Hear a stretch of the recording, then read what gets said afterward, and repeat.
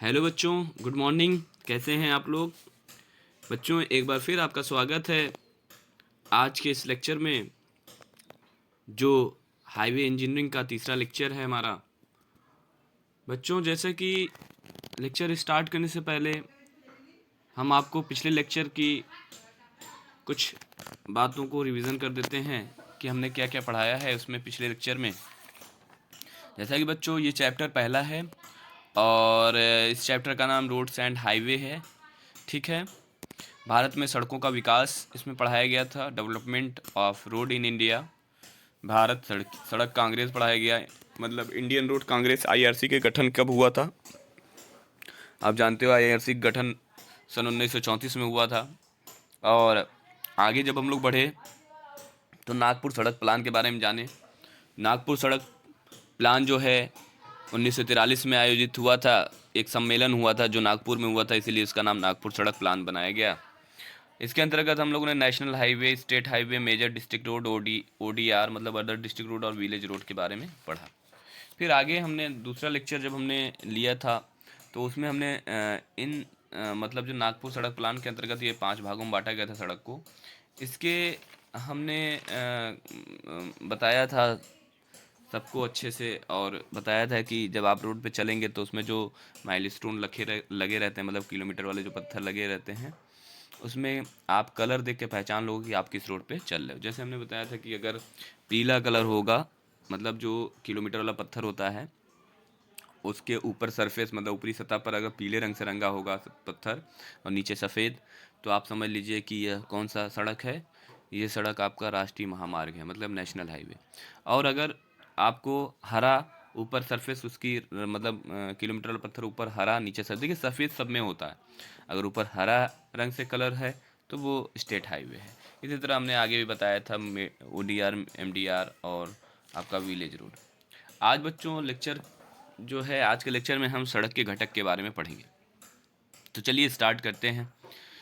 देखिए बच्चों, इसे पहले ट्रांसपोर्टेशन इंजीनियरिंग के नाम से जाना जाता था, मगर अब की बार सिलेबस में आपके हाईवे इंजीनियरिंग के नाम से इसको बताया गया है। ठीक है। तो सिलेबस जो है हाईवे इंजीनियरिंग से है, ये सब्जेक्ट आपका हाईवे इंजीनियरिंग है। ठीक है। तो हाईवे इंजीनियरिंग, इससे पहले मैंने टी लेक्चर लिख के lecture T, lecture first T, lecture second लिखा है ना। तो आप ये समझ लीजिए कि ये हाईवे इंजीनियरिंग है। ठीक है। ट्रांसपोर्टेशन इंजीनियरिंग मतलब परिवहन इंजीनियरिंग होता है। परिवहन में जितने भी प्रकार से आप मतलब यातायात, मतलब जितना भी आप परिवहन करते हो जिस भी माध्यम से, सब परिवहन इंजीनियरिंग के अंतर्गत आता है। ठीक है। तो हमने जब लेक्चर स्टार्ट किया था, पहला लेक्चर में आप देखेंगे तो वहाँ हमने परिवहन इंजीनियरिंग की शाखाएं बताया था, जिसमें हम लोग पहली शाखा है उसकी हाईवे इंजीनियरिंग वही पढ़ रहे हैं। ठीक है। तो अब इसका सब्जेक्ट का जो नाम हो गया है, अब हाईवे इंजीनियरिंग के नाम से ये जाना जाता है।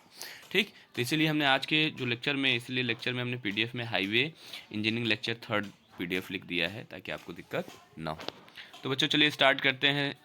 सड़क के घटक, इसके निम्नलिखित घटक इस प्रकार हैं। पहला है सड़क के मध्य भाग या यानपथ, जिसे इंग्लिश में हम लोग कैरिज वे के नाम से जानते हैं। दूसरा है आपका पटरा कॉमा बर्म या स्कंद, मतलब बर्म को ही पटरा भी बोलते हैं, स्कंद भी बोलते हैं। इंग्लिश में बोलते हैं बर्म्स एंड शोल्डर, बर्म्स या शोल्डर, मतलब बर्म्स आर शोल्डर। तीसरा है आपका निर्माण स्तर, मतलब फॉर्मेशन या सबग्रेड के नाम से जाना जाता है। चौथा है आपका नाली है। पांचवा है आपका छायादार पेड़, मतलब नाली को ड्रेन बोलते हैं, छायादार पेड़ को रो ऑफ ट्रीज बोलते हैं। ठीक है। छठा है आपका दूरी तथा सीमा पत्थर, distance stones and boundary pillars. और आपका सातवां है सड़क भूमि, रोड लैंड। तो सबसे पहले हम लोग देखते हैं पहला इसका टॉपिक, सड़क के मध्य पक्का भाग या यानपथ या कैरिज वे। बच्चों, आम बोलचाल की भाषा में आप समझ लें कि जब आप सड़क पर चलते हैं, जो काला वाला पोर्शन आपको दिखता है सड़क पर, जो काला कलर का होता है जिस पे गाड़ियाँ दौड़ती हैं, तो वही आपका यानपथ कहलाता है, कैरिज वे कहलाता है। ठीक है। मतलब जब आप सड़क पर चल रहे हो, सड़क पर आदमी अक्सर चलता है, आप देखते हो, अमूमन चलते रहते हो, देखते हो कि उसमें बीच में काला भाग होता है। ठीक है। उसी को हम लोग कैरिज वे के नाम से जानते हैं। ठीक। तो देखिए, इसे कुट्टिम भी कहते हैं। कुट्टिम मतलब पेमेंट कहते हैं। यह सड़कों के मध्य का भाग होता है जिस पर गाड़ियां दौड़ती हैं। पेमेंट यातायात के भार के नीचे निर्माण स्तर पर अंतरित करता है, मतलब भार को कहाँ अंतरित कर देता है? निर्माण स्तर पर। पेमेंट की चौड़ाई एकल लेन सड़क के लिए 3.8 मीटर से कम नहीं रखी जानी चाहिए। अगर सिंगल लेन की रोड है तो आप समझ लीजिए कि पेमेंट की चौड़ाई कितनी लेंगे, 3.8 मीटर लेंगे। सिंगल लेन मतलब बीच में कोई डिवाइडर नहीं है, ठीक है, एक ही रोड बनी हुई, बीच में कोई डिवाइडर नहीं है, ठीक है, तो वह सिंगल लेन कहलाती है, ठीक। तो 3.8 मीटर इसकी क्या होती है, चौड़ाई होती है, ठीक, जैसे गाँव में सड़कें होती हैं, ठीक है, तो आपने देखा होगा कि सिंगल लेन होती है, ठीक। तो वो 3.8 मीटर, उसकी पेमेंट की जो काला वाला भाग होता है उसे आप जान जाइए कि उसकी चौड़ाई कितनी होती है, 3.8 मीटर। ये अक्सर आपके कंपटीशन में भी पूछा जाता है कि सिंगल लेन की चौड़ाई कितनी रखते हैं, ठीक है, कम नहीं रखी जा सकती, 3.8 मीटर से कम नहीं रखी जा सकती है, 3.8 मीटर, ठीक। ये किसकी है, पेमेंट की चौड़ाई। आगे बच्चों देखिए, हमने इसको बता के भी चित्र में बताया है। देखिए इसको कैरिज वे के नाम से जानते हैं, ये आपका पूरा फिगर हमने समझाया है अच्छे से, इसको आप देख लीजिए, सॉरी, ठीक है। ये देखिए, ये जो काला कलर का आप देख रहे हो, ये वाला पोर्शन यहाँ से यहाँ तक, यहाँ से यहाँ तक, यही आपका क्या है, यही आपका क्या कहलाता है, कैरिज वे कहलाता है, ठीक है। इसके बगल में जो यहाँ से यहाँ तक का और यहाँ से यहाँ तक का जो भाग है, ये शोल्डर या बर्म कहलाते हैं। आगे हम बताएंगे बर्म क्या होता है, ठीक है। उसके बाद ये देखिए, शोल्डर से 5 मीटर की दूरी पर, ये इसकी डिस्टेंस कितनी हो जाएगी, 5 मीटर की दूरी पर हम लोग क्या लगाते हैं, 5 मीटर। ये भी याद रख लीजिए कि बर्म से ट्री के बीच की जो दूरी होती है, जो पेड़ लगाए जाते हैं रोड के किनारे किनारे, वो कितनी दूरी पर लगाए जाते हैं, 5 मीटर की दूरी पर लगाए जाते हैं। किससे, बर्म से, शोल्डर से, ठीक है। और ये आपकी ड्रेन है, दोनों तरफ ड्रेन बनाई गई है, नालियाँ, ताकि पानी सड़क पर न रुके, आसानी से बह जाए, ठीक है। तो चलिए देखते हैं आगे, पटरा या बर्म या अस्कंद। तो ये पहला वाला जो हमने लिखा है, पहला वाला सड़क का मध्य भाग, पक्का भाग या यानपथ, ये यही वाला पोर्शन है, यहाँ से यहाँ तक, ठीक है, ये आपका यही कैरिज वे, ठीक। उसके बाद आगे चलते हैं, बर्म या पटरा या अस्कंद, बर्म या शोल्डर। सड़क के पक्के भाग को बचाने के लिए सड़क के दोनों किनारों पर मिट्टी के कठोर पटरे बनाए जाते हैं। पटरे मतलब ये नहीं समझिए कि पटरा बिछा दिया जाता है, ठीक है, ये नाम है इसका, जिसे अस्कंद या बर्म कहते हैं। ये मिट्टी का ही होता है। आपने देखा होगा कि जब आप सड़क पर चलते हो तो बीच में काला पोर्शन दिखता है, काला कलर का, ठीक है, तो वो पेमेंट कहलाती है। और उसके बगल, अगल बगल जो होता है, कच्चा मार्ग की तरह रहता है, मतलब मिट्टी की तरह, मिट्टी होती है, अगल बगल मिट्टी का होता है मार्ग, ठीक है, वही बर्म कहलाता है, ठीक है, वो कच्चा होता है, ठीक। ये क्या करता है, ये पेमेंट को उखड़ने से बचाता है, पेमेंट को उखड़ने से, मतलब पेमेंट भी कह सकते हो, कैरिज वे भी कह सकते हो, ठीक है, और हिंदी में यानपथ के नाम से जाना जाता है। तो उसे उखड़ने से बचाने के लिए हम लोग क्या देते हैं, सड़क पेमेंट के किनारे बर्म दे देते हैं, ठीक है। देखिए, ये सड़क के पक्के भाग को बचाने के लिए कह रहा है ना, सड़क के पक्के भाग को बचाने के लिए सड़क के दोनों किनारों पर मिट्टी के कठोर पटरे बनाए जाते हैं, जिसे अस्कंद या बर्म कहते हैं। ये बर्म अस्कंद कहाँ पर है, आप देख लीजिए फिगर में, ये यहाँ से यहाँ तक, यही इसका शोल्डर है, यही इसका रोड का क्या है, शोल्डर है। देखिए लिखे भी हैं ऊपर, शोल्डर। ये होता है, इसकी चौड़ाई 2.5 मीटर, इसकी चौड़ाई कितनी होती है, 2.5 मीटर, ठीक है। आगे चलते हैं बच्चों, आगे है तीसरा पॉइंट है निर्माण स्तर, फॉर्मेशन या सबग्रेड। जब सड़क को भूमि तल से कुछ ऊपर करके बनाया जाता है, जिससे कि वर्षा का पानी इसके ऊपर एकत्रित न होने पाए, इसके लिए मिट्टी की भराई की जाती है। तो इससे जो आधार बनता है उसे निर्माण स्तर कहते हैं, ठीक। निर्माण स्तर क्या है, निर्माण स्तर मतलब जब हम सड़क बनाते हैं तो सड़क बनाने से पहले हम मिट्टी का क्या करते हैं, फॉर्मेशन तैयार करते हैं, जिसपे हमको सड़क को बनाना होता है, ठीक है। तो ये आपका फॉर्मेशन या सब ग्रेड के नाम से जाना जाता है, ठीक है। जिस पे आप पेमेंट को बिछाते हो, वो सबसे पहले आप सड़क बनाने से पूर्व क्या करते हो, फॉर्मेशन तैयार करते हो ना, फॉर्मेशन तैयार करते हो, जिसे सब ग्रेड के नाम से भी जाना जाता है, ठीक है।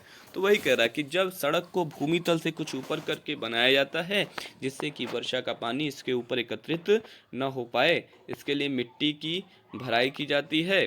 तो इससे जो आधार बनता है उसे निर्माण स्तर कहते हैं, ठीक है। निर्माण स्तर कहते हैं। निर्माण स्तर आपका कहाँ पर है, जिस पे रोड बनाई गई है, ठीक है। देखिए ये आपका क्या है, ये देखिए कुछ उठा के बनाया गया है कि नहीं, ये ग्राउंड लेवल है, ग्राउंड लेवल से ऊपर उठा के बनाया गया है कि नहीं रोड को, ठीक है। तो ये आपका सब क्या है, फॉर्मेशन है, ठीक। उसके बाद देखिए ये जो पूरा भाग है, ये पूरा भाग आपका क्या कहलाता है, ये जितना एरिया होता है, जितना एरिया होता है रोड का, वो कहलाता है परमानेंट लैंड विड्थ होती है, ठीक है। और कैरिज वे और शोल्डर को ऐड करने से कौन सा बनता है, रोडवे बनता है, ठीक है। रोडवे में क्या रहता है, कैरिज वे प्लस शोल्डर या बर्म कह सकते हो। बर्म कितना होता है, 2.5 मीटर होता है, ठीक है। समझे कि नहीं, आगे चलिए।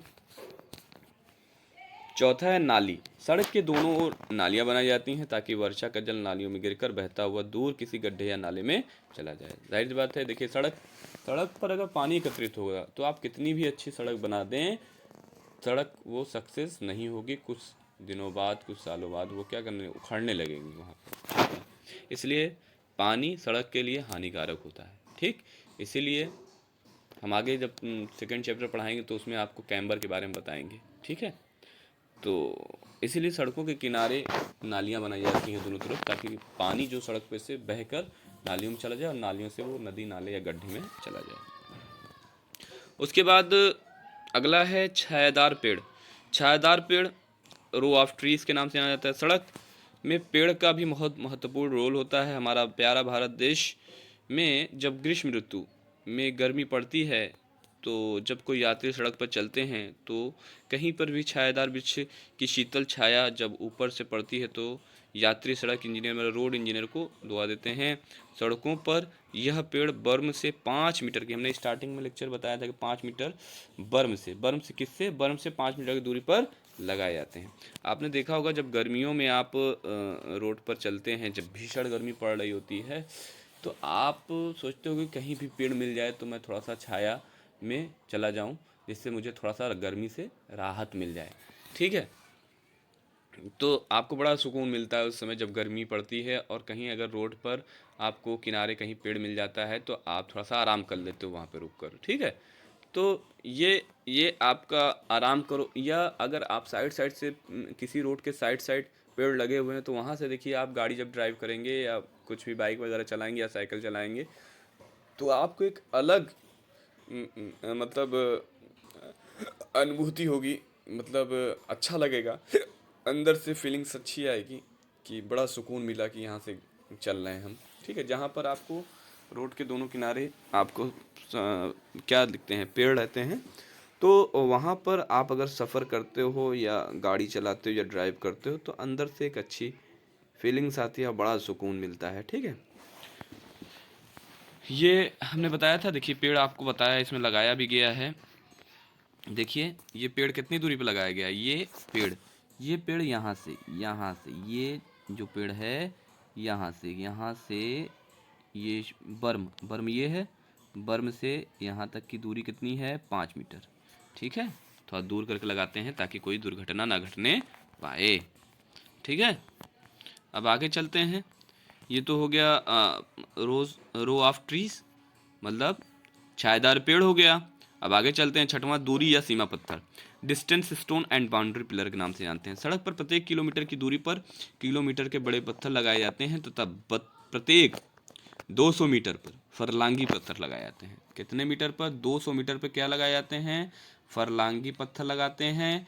और प्रत्येक किलोमीटर पर हम लोग क्या लगाते हैं, प्रत्येक किलोमीटर की दूरी पर किलोमीटर के पत्थर बड़े बड़े लगाते हैं। इसी को हमने बताया था कि आप जब रोड पर चलोगे तो किलोमीटर का पत्थर देखकर ही समझ पाओगे कि ऊपर जो कलर, जो रंग से रंगा रहता है पत्थर पर, उसको देखकर ही आप ज्ञात कर पाओगे कि हम किस रोड पर चल रहे हैं।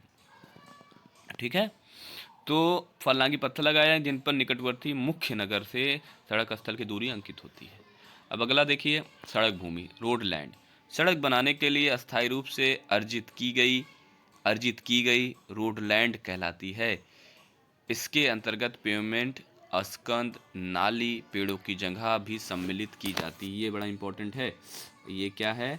ये आपका इतना पोर्शन जो है, ये क्या है? ये आपका जो है इतना पोर्शन, मतलब क्या है? ये देखिए, यहाँ से यहाँ तक कि इसके अंतर्गत पेवमेंट, अस्कंद, नाली, पेड़ों की जगह सम्मिलित की जाती है। किसके अंतर्गत? रोड लैंड के अंतर्गत। ओके, किसके अंतर्गत?